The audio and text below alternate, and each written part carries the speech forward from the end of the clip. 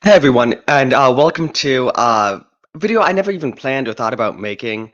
I never thought this channel would ever involve me covering or critiquing like another YouTuber, but I was watching. I'm pretty invested in Star Wars, okay, or I have been up until like the Disney stuff, which we all know is garbage. But I was always a fan of the prequels, a fan of the original trilogy, I'm a big fan of the Clone Wars show. But I've always, I've been watching like Mahler and Ryan for years, and they recently started the Stargrift show on Mondays with Star Wars Theory, so I've started watching that. I haven't seen much of Star Wars Theory before. I've never been a fan of his channel. I've just seen some videos in passing over the last few years that I've kind of clicked on. Never been a big fan of his. Never really thought much of him. I actually got to meet and talk to him in Orlando during MegaCon, which was kind of neat. But I just clicked onto this week's Starcraft, and he's just said some bizarre stuff, which I kind of need to cover just mainly for myself because I'm very confused by what his thought process is, okay? And I need to kind of just go through it to kind of help it make sense to myself and also to any of you who might be curious about what's going on behind this guy's head. I mean, he said many times he still believes in Filoni and Favreau. He thinks they can do no wrong. They may have made all the recent Star Wars shows, Mandalorian, Ahsoka. They may have made all of those. All of those may have been absolute garbage. Boba Fett, but he still fully believes in them. He said that many times. But that's not even what this is about, okay? Just listen to what he's about to say about the upcoming show, The Acolyte. So I now he think knows.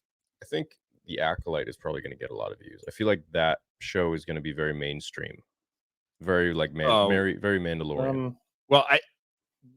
Well, I feel like the views for that'll be on par with like something like Ahsoka. But okay,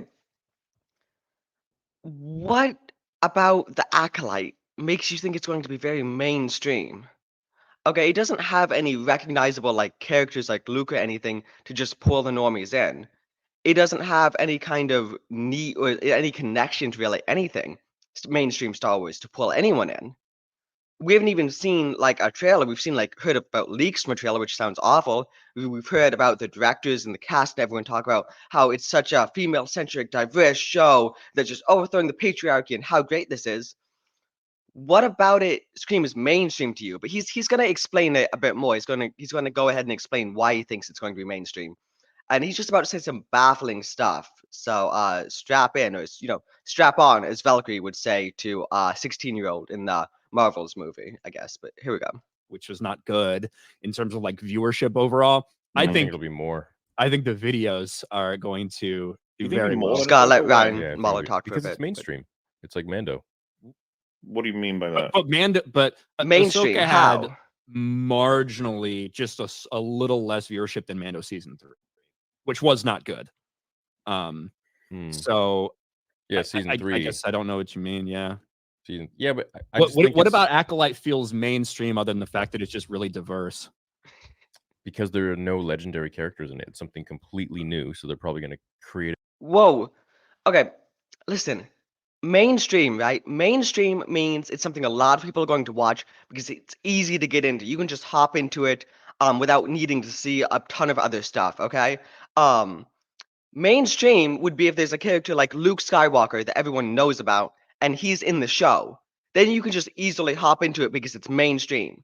His justification for why it will be mainstream is that there's no established characters in it. I look at Ryan's face, by the way. That's how I feel right now. I'm very confused by what this guy means. It for like a new audience, not so much like it's Okay. not like a Mainstream is not new audience. Mainstream is the opposite of new audience, okay? Mainstream is easily accessible for the old audience, okay? Luke Skywalker story, which is going to have like, you know what? Maybe I'm wrong. Yeah, I was gonna gonna say, say, Oh man, maybe he's wrong. Okay. Sorry. Just he's about to say some more baffling stuff, okay? inverse of what you're I would- saying then? I would count that against it being mainstream. Exactly. Yeah.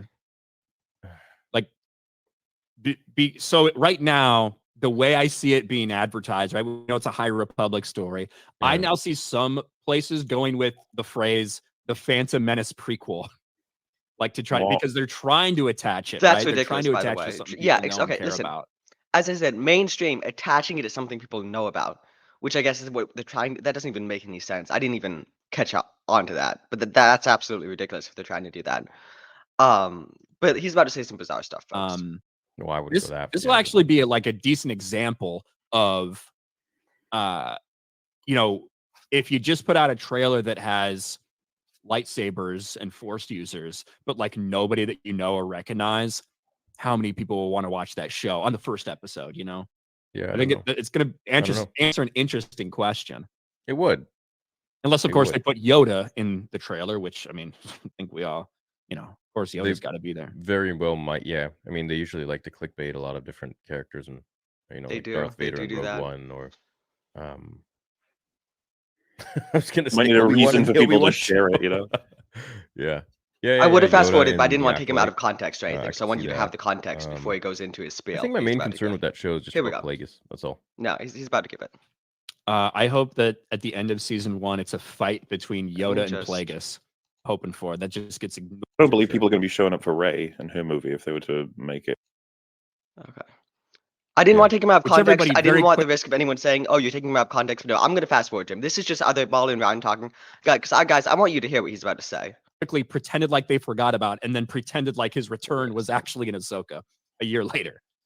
And even Yeah, wasn't that what Jon Favreau wanted? Bring Lizzo in there for Republic and keeping up.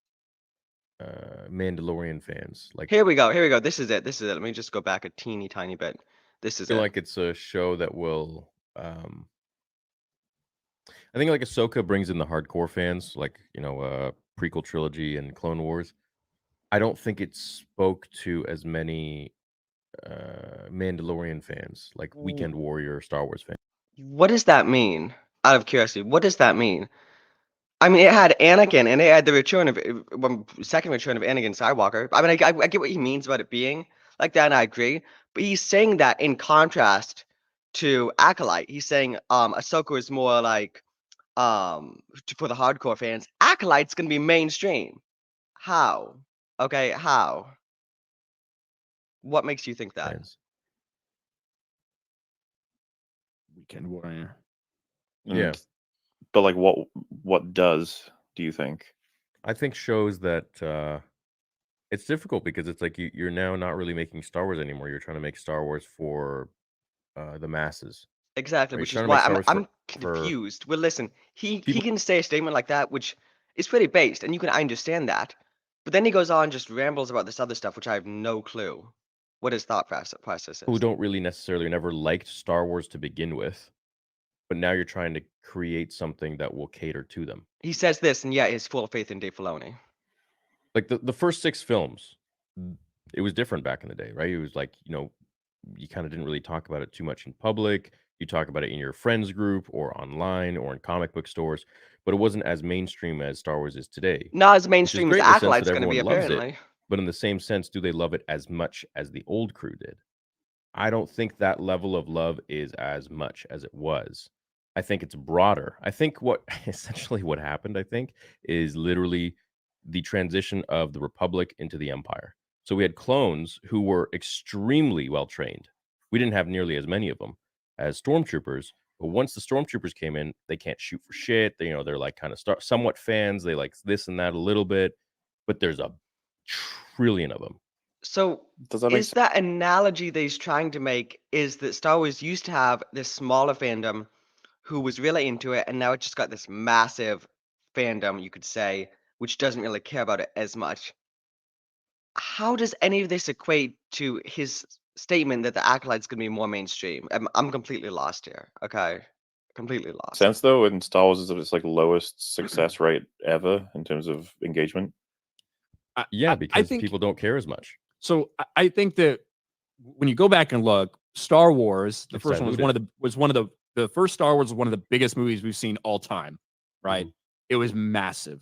It was a cultural event, a cultural phenomenon. Yeah. Go back and look at Phantom Menace, and you know, regardless of what may have happened or the feeling that some people had about the prequels, you know, it was all said and done. I loved them. Yeah. Phantom Menace, there was a lot of excitement, a lot of hype built around that. There was I think there was only $3 billion movies in the 90s. Titanic, Jurassic Park, and I think Phantom Menace. Now that may have happened. Let me highlight what Ryan just said there about the hype and about how excited people used to be about these films. Okay, like the prequels. I wasn't alive during that era. Okay, I was born 2005, but those were huge, as were the original trilogy, as was the hype for The Force Awakens. Okay, I was excited. Everyone was excited, and then some people were a bit let down. Some people were still excited, and then The Last Jedi comes out and it loses everyone. It loses most people at least. Okay, and now we've had what? We've had like half a dozen Star Wars shows, and who even cares about them? Who even cares about the Acolyte? Except, I guess Star Wars Theory is trying to say that people do. It's going to be mainstream. How? I'm curious how. What his thought process is. Because like as Ryan just said, like Star Wars used to be something that people got excited about. It's not the case anymore. Had to do with a re-release, 3D re-release, something like that. But anyway, like Yeah. it's one of the only $3 billion movies we saw that was released in the 90s. Mhm. It was a big deal. The hype was real. So when Star Wars has been gone for, a decade and it gets bought by Disney, we get all this exciting stuff. There was a lot of people that wanted in on that hype train, especially building off. I do think I will give you like that. I do think that nerd culture in general, there was more of like a normie feel to it. People thought, oh, it's cool to be a nerd. I want to get in the MCU. I want to get into all these things. Star Wars became like that. People that Right. wanted to get a shirt from Target or something that Yep. had this on it to be part of this club. So I think that's part of like what you saw. Yeah. But and that then you get this $2 billion Force Awakens, mammoth. Yeah. But I think that a lot of the people that watch it, they came to be part of that cultural event and that phenomenon, to take a picture, be like, look where I was here. But they're not dedicated fans. They're going to continue to watch stuff over and over again. And now the people that did come in for that, let's face it, half of them were gone by the time Rise of Skywalker came out. Yep. That movie made half of what Force Awakens made. Yeah. And now I think the more shit that comes out, every time we get an Obi-Wan that drives away another half of the prequel fans that came there to watch it, every time Yeah. we get stuff like this, more people just abandon ship. And it's going to take a lot for them to come back. And I don't know what that is. No, I agree. I don't disagree at all. Maybe Bad Batch. How do you feel about them using the phrase M count instead of just saying midichlorians? Man, I wish you'd go ahead and clarify some more. I wish you'd go ahead, because you make a statement like that. The Acolyte's going to be mainstream. You back it up with a clumsy analogy, which doesn't really make much sense at all. And it's just like, I don't understand. I could pull clips up. I'm not going to, there's no point. He's said it in the past so many times. He's still excited. He still believes that Filoni's the man for the job. Filoni and Favreau, they're the guys of the future. And it's bizarre and it doesn't make sense to me. I swear to God, the second Acolyte comes out, he's gonna have a positive reaction to episode 1. I promise you. Okay? And I know, I have no faith in that show. I know it's gonna be bad. He's gonna enjoy it. He's gonna find redeeming thing, which that's cool and all. I don't mean to bash on him, okay? When you have a franchise like this, like Star Wars, which has been tainted and demoralized and tarnished so much, and when you have Star Wars Theory, who's like the biggest Star Wars YouTuber out there, and when he just lacks critical thinking skills and lacks the ability to recognize flaws and keeps like giving his audience this false hope, which that's why it's this false hope. And he has a massive amount of influence, okay? And I'm just afraid this influence is pushing people in the wrong direction. And it's not because listen, if Disney doesn't start losing money as they have been, if they don't continue to lose money and continue to lose watchers and viewers, they're not going to change. Why should they? If everything's going good, they just keep pushing out shit. And if someone like Star Wars Theory keeps sending people their way, then what's there to happen to tell them to change? So I just wish he could use his influence in a more productive way, in a way that could get us towards actually forcing Disney to realize that they need to make some good content. And in the end, that's what I'm looking for from him. I'm not looking for him to. So I don't understand what about Acolyte he thinks is going to be mainstream. Uh, his arguments are bizarre, and man, I'm disappointed about Star Wars. I'm not looking forward to anything Star Wars. I'm looking forward to Dune 2. Okay, that's the closest thing Star Wars-esque sci-fi space fantasy. Because we're not going to get any good Star Wars movies. I mean, at least we got Dune 2 coming.